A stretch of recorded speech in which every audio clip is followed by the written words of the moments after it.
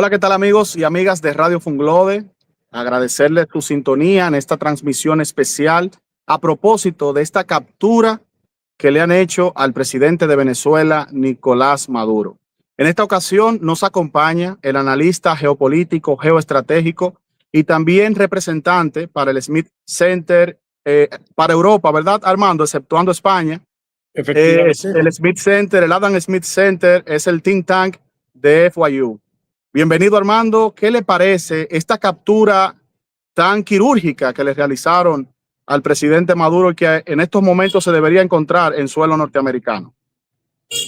Bueno, primero, como tú comentas, este es un momento importantísimo, es histórico, porque se habla de la liberación de Venezuela, un país que ha estado sometido a un régimen tiránico durante 27 años, que ha hecho que un cuarto de su población tenga que huir del país, mientras que el otro 60-70% vive en condiciones económicas muy paupérrimas, o sea, en la pobreza. Estas imágenes de que la gente recogía comida en la basura y demás, es una realidad, es una situación real en Venezuela. Vamos a hacer algunas diferenciaciones que pueden ser muy interesantes. Esta no es una intervención, esa no es una intervención militar, es una acción judicial. Maduro, que no era un presidente legítimo, que era un usurpador, que se adueñó por la fuerza de la presidencia, después de estos cuestionamientos, inclusive de países democráticos de izquierda, entre ellos en su momento Chile, Brasil, etcétera, sobre la falta de pruebas o legitimidad para haber llegado al poder. Entonces, primero, no es un cambio de régimen de un presidente, porque este era un usurpador, no era un presidente como tal. Y segundo, la acción que sí utilizó apoyo militar fue para la detención y extracción de un delincuente que había sido ya juzgado y sentenciado desde el 2020 y que estaba en la lista del FBI ofreciéndose más de 50 millones de dólares por su captura. Entonces, dicho esto, tenemos que entender que no es un cambio de régimen ni una invasión militar, sino que es una sustracción de un delincuente bajo toda la normativa de esto de narcoterrorismo, que ahora es la manera que el Estado americano ha desarrollado para poder luchar primero contra los terroristas, que no son naciones y que tuvieron que modificar su legislación y su estrategia, y ahora la que es la principal amenaza de América Latina y que todos la conocemos perfectamente, que es estos grupos de narcotráfico que han hecho que los estados sean fallidos y que controlan al Estado en muchas formas.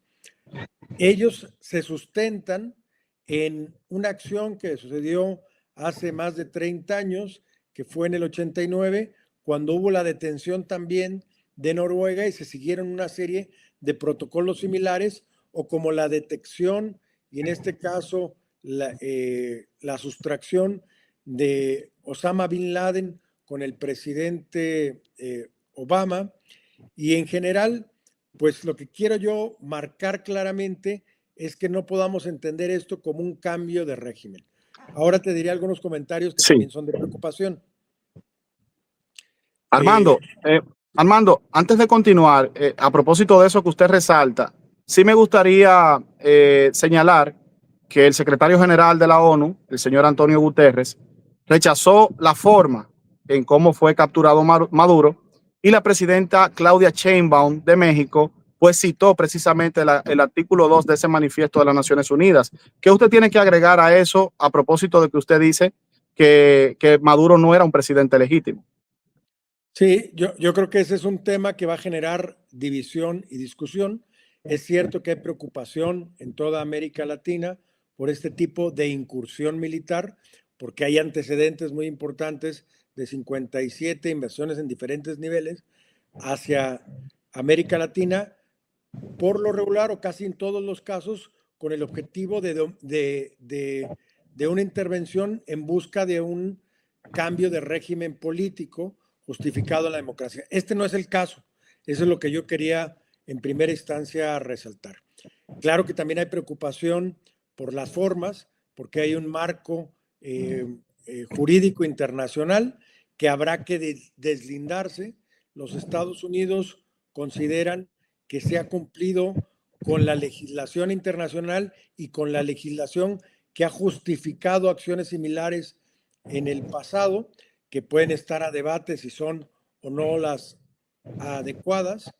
Y obviamente en el caso de México es un tema sensible porque se puede prestar a que haya incursiones de este tipo militares para atacar a los carteles mexicanos, que si bien es cierto, son el mayor flagelo de la sociedad mexicana y que muchas veces han rebasado al propio Estado mexicano porque controlan zonas y regiones muy específicas, se teme que esto se vea como una justificación para estas intervenciones y sea una vulneración a lo que se conoce como la soberanía nacional.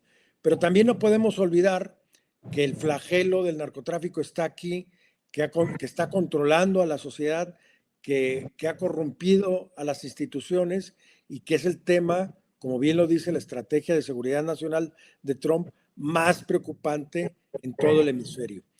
La legislación y el marco jurídico internacional siempre va atrás de los acontecimientos políticos, económicos y sociales. Entonces, siempre se tiene que estar ajustando a nuevas realidades. Como se volvió el tema de terrorismo, que ahora ha bajado un poco de, digamos, de presencia internacional, pero que después de los ataques del 2011 se tuvo que reformar, se tuvo que desarrollar todas estas estrategias de ciberseguridad y de darle facultades a instituciones o organismos del gobierno norteamericano para perseguir a los terroristas.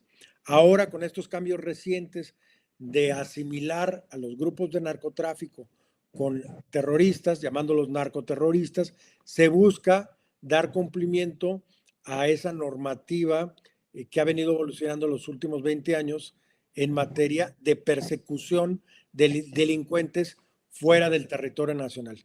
Porque el problema es que tienes que en esos países muchas veces tienes a verdaderos protectores que limitan la capacidad del ejercicio de la fuerza pública de los países afectados porque no hay reciprocidad o no hay apoyo para realmente resolver esos conflictos o detenerlos.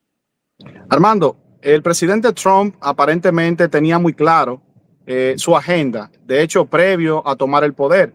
Y lo digo porque uno de sus discursos de campaña era desconocer las actuaciones actuales de la OTAN y sobre todo el rol que está jugando Europa. Recordemos incluso cómo se ha replanteado para aumentar el presupuesto que se aporta de los diferentes países de la Unión Europea, pero también empezó a restarle importancia a los organismos como OEA, ONU, se desligó de la OMS en cuanto pudo. Es decir, eso que usted arroja de que quizás los acontecimientos coyunturales le van andando adelante a los marcos jurídicos que se van obsoleciendo, quizás Trump previó esto y actuó por encima de todo lo que estaba hecho. Efectivamente, él está cambiando un poco las reglas de la geopolítica internacional, de la construcción de consensos. Ahora hay unos nuevos términos en geopolítica. Antes hablábamos de multilateralismo. Ahora hablamos de minilateralismo. Es un pequeño grupo de países con intereses comunes, hacen cosas para marcar o determinar su ámbito de influencia. Antes hablábamos de un globalismo, que las decisiones se tomaban en grandes foros internacionales como estos organismos internacionales pertenecientes a las Naciones Unidas del que hablamos.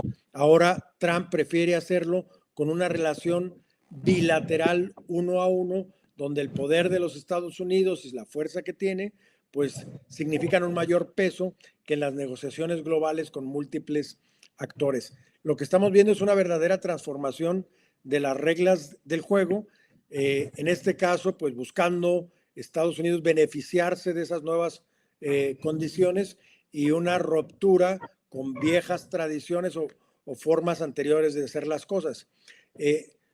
No porque estuvieran mal, porque en algunos casos estaban bien, pero que requieren también una evolución para atender las grandes problemáticas y los grandes cuestionamientos de este siglo XXI que están sobrepasados por la realidad y las actuales condiciones.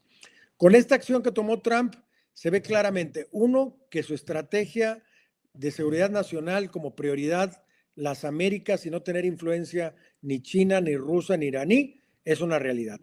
Y que va a usar inclusive la fuerza, como lo hizo en Irán y como lo está haciendo en este momento. ¿Qué se diferencia con la acción que tomó Bush en su momento con Noriega, que son casos muy similares, que ahí hubo un bombardeo, que hubo algo de afectación a la población civil, aquí hubo distractores. Y que Armando, hoy se cumplen 36 años de eso de Noriega.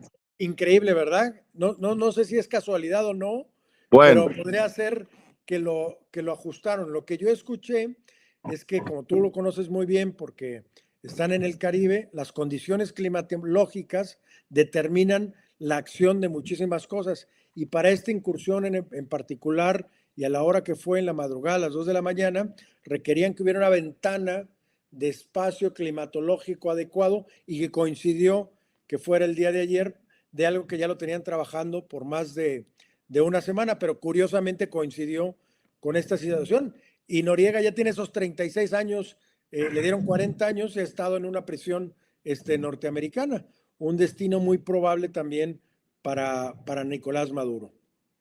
bueno, precisamente a propósito de eso que usted dice, hoy en la locución del presidente Trump, yo quisiera poner sobre la mesa algunas de las cosas que él dijo para ver qué usted piensa. Y Sí, claro. empezando por eso de que tanto Maduro como su esposa estarían pagando con todo el peso de la ley. Quisiéramos saber qué esto significa en términos judiciales en Estados Unidos. También, y por qué no, vimos que que Trump insinuó dos cosas. Que Delcy Rodríguez estaba intentando colaborar o ya había sostenido una conversación previa con Marco Rubio y luego aparentemente echó para atrás o eso no lo dejó muy claro. Y por último, el rol de María Corina Machado, ganadora del premio Nobel y sabemos todo lo que ella ha representado recientemente. Nos extraña que Trump en su alocución la hizo a un lado insinuando que no estaba preparada o que no contaba con el control o la reciprocidad de la población venezolana. En estos tres aspectos, Armando, ¿qué usted opina? Empezando por el tema de la responsabilidad judicial que le espera a Maduro y a su esposa. Mira, desde el 20 hay una sentencia firme y había esta orden de detención. Y es precisamente por narcoterrorismo, por el manejo de finanzas y por el manejo de armamento militar de algunas tipo ametralladoras. Y esto pues tiene repercusiones en términos penales pues muy graves de sentencias mayores a los 40 años. Y para un hombre de su edad pues sería ya un verdadero anciano cuando saliera si es que esas condiciones se dan. Yo creo, ha sido muy duro las Cortes de Nueva York, ya vimos el caso también mexicano del secretario de Seguridad, vimos el caso del Chapo en estos temas de conspiración para narcotráfico, y aquí nos han involucrado varios factores y otros más que se pueden abrir, porque este es para un solo asunto, estoy seguro que aparecerán otros asuntos, van a hacer que la sentencia sea ejemplar y muy dura contra Maduro y contra su esposa. Entonces, tendrá que defenderse, va a ser muy complicado, pero la evidencia, las prácticas y los intereses, pues han siempre sido muy evidentes para toda América Latina. La segunda pregunta tenía que ver con esta relación con la presidenta en funciones, Delcy Rodríguez, que ha sido también Correcto. que es un poco ambigua. Estuvieron en contacto con Marco Rubio, parece ser que se sentaron las bases, pero luego ella hizo una serie de comentarios reconociendo que el presidente todavía era Nicolás Maduro, ella es una persona muy cercana al régimen y yo creo que va a haber repercusiones no nada más para Maduro, sino para una gran parte de su gabinete y de su equipo. Lo que sería ideal es que hubiera una figura como ella, con poder político real, de transición para que llevara a un cambio de régimen.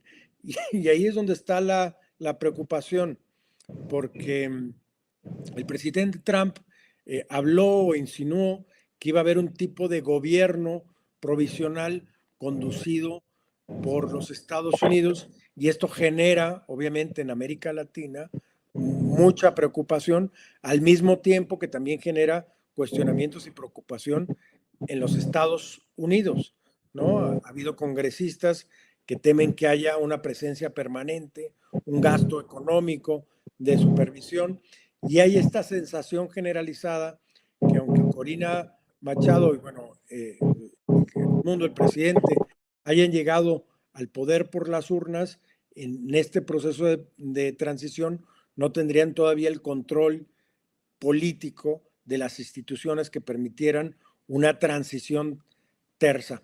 Entonces, este es el tema central. Vamos a ver cómo se da, cuál es la verdadera participación de Estados Unidos. Va a dividir a la Cámara de Diputados, que algunos ya argumentan que se debían de haber sido notificados antes de esta toma de decisión de ir a detenerlo. Yo creo que Estados Unidos va a tratar de negociar un proceso de acompañamiento a una autoridad civil, ¿no? Que sea la que luego o llame a las elecciones o que permita que los que fueron elegidos democráticamente ejerzan el poder en pleno en Venezuela. Luego está el tema económico, ¿no? Que es otro tema importantísimo. Sobre todo, Armando, con el tema del petróleo y China. Efectivamente. En términos económicos, todos sabemos que las reservas naturales más grandes de gas, pero principalmente de petróleo, en todo el mundo no son de Arabia Saudita, sino son de Venezuela. Entonces es una riqueza enorme. Se estimaba con el precio del tipo de barril que sale de Venezuela, que tiene cierta carga de azufre, que más o menos el valor total de las reservas es de 18 billones de dólares, una cantidad gigantesca de dinero, y que muchas de las empresas norteamericanas que tradicionalmente trabajaban con Venezuela fueron relegadas, expropiadas o sacadas, y que ahora están demandando tener una participación activa. También el petróleo ha vuelto a estar, digamos, de moda, porque la administración del presidente Trump le ha dado prioridad a la energía y la enorme necesidad de energía que hay para los data centers y esta llamada economía de la inteligencia artificial, donde se necesitan las plantas de generación eléctrica a través de gas natural o otros componentes fósiles. Entonces, se vuelve también prioritario en el carácter económico, lo que hace más complejo que Estados Unidos deje a un gobierno no estructurado, sin fuerza, sin una conducción real de las instituciones y sobre todo de los órganos como los militares o de la policía, que tienen la facultad de represión cuando hay problemas, a un gobierno que todavía no está bien consolidado. Este yo Armando, creo que va a ser el tema complejo. Armando, precisamente esa incertidumbre nos invade porque el presidente Trump, y cito acá en una publicación que hizo RFI en español, y citando al mismo Trump, diciendo que haremos que nuestras firmas petroleras entren, inviertan miles de millones y generen dinero para Venezuela. ¿Cómo se haría eso? Acuérdate que Trump es más geoeconómico que geopolítico. El tema de democracia está muy desdibujado de su estrategia nacional, y es: quiero hacer crecer a Estados Unidos, proteger la economía norteamericana y mantener la hegemonía. Y toda mi correlación con el mundo exterior tiene que estar también dentro de un marco de términos económicos que le beneficien a Estados Unidos. Y aquí, pues como comentábamos, hay un gran potencial en las reservas, hay una infraestructura decrépita, muy afectada, que le servía de todas maneras por los embargos y limitaciones a China, que era una fuente de petróleo barato para China, que ahora se va a ver seriamente afectada por este tema, y que espera que algunas de las empresas que habían estado participando activamente en Venezuela en el pasado vuelvan a retomar ese rol, reactiven la infraestructura, la pongan a modo, a tiempo, y que pueda ser un proveedor importante de energía fósil a nivel mundial y obviamente a través de la participación de las empresas americanas para consolidar su dominio o su presencia a nivel internacional. Petro, ¿en qué lugar queda acá? Vimos un ex que puso esta mañana, seguido de varios hilos, externando su preocupación. Evidentemente, Petro desde un principio ha fijado una posición dejando claro que no está de acuerdo en la forma de Maduro, pero siempre tiene presente la autodeterminación de los pueblos, también citando la Carta de las Naciones Unidas. En este caso, Armando, Trump dejó sobre la mesa la posibilidad de que esto tiene que servir como ejemplo y cualquier otro país que afecte a los Estados Unidos, pues podría tener la amenaza de, en este caso, sufrir consecuencias, para no ponerle un calificativo. También ha insinuado que Colombia, y todos sabemos, es un país que es productor de cocaína, sobre todo, de esa drogadura. Entonces, ¿queda esto una puerta abierta para que Petro pueda ser afectado próximamente, o las elecciones del año que viene el trumpismo estaría interviniendo en ese país? Yo creo que porque hay elecciones va a ser más bien presión económica, política y facilitador a los actores que son contrarios a esta visión, ni siquiera de izquierda, porque es muy de izquierda, ¿no? No utilizaría la palabra extrema izquierda, y de una retórica. Colombia siempre ha sido o había sido el gran aliado norteamericano, está la base militar, las mejores tecnologías de detección y de inteligencia en toda América Latina. No las tenía México ni las tenía Brasil, sino las tenía Colombia, ¿no? Y debido a esta retórica inflamatoria, complicada, de confrontación, de llamar a la falta de disciplina de los soldados con el presidente Trump, ha habido unas grandes tensiones. Algo similar como le pasó a Maduro, que nunca pensó que realmente fueran a ir por él, ¿no? Y aquí estoy, aquí los espero y no le tengo miedo, estoy en Miraflores. Pues ya no está en Miraflores, ya está a punto de llegar a una corte de Nueva York donde va a ser juzgado y sentenciado y nunca va a salir. Y sus sobrinos, que también fueron liberados en un momento por negociaciones políticas, pues estarán en la lista, y sus allegados también.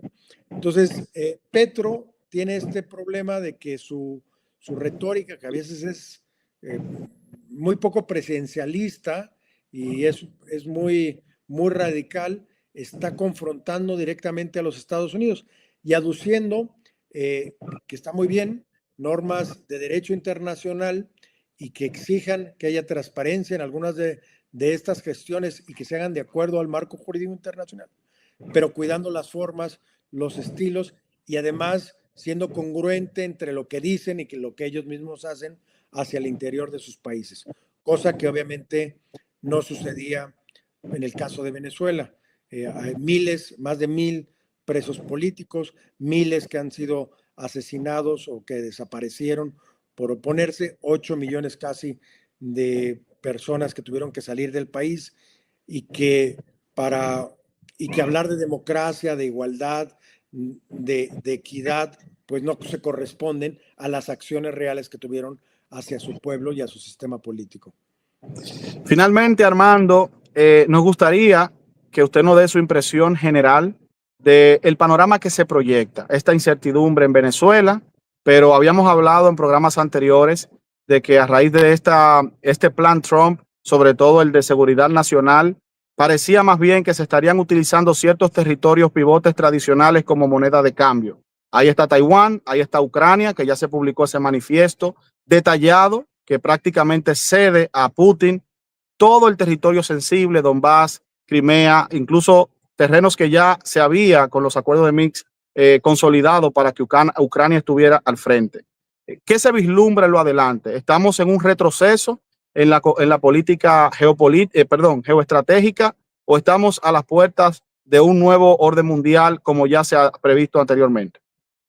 Yo creo que estamos en un nuevo orden mundial con nuevas características y nuevas formas, con un Estados Unidos verdaderamente preocupado por consolidar su posición hegemónica a nivel global sin engancharse en muchos de los conflictos globales, con un Estados Unidos que quiere consolidar su presencia y fortaleza en las Américas, con este famoso Trump Corollary, ¿no? Que es como una nueva versión de la doctrina Monroe.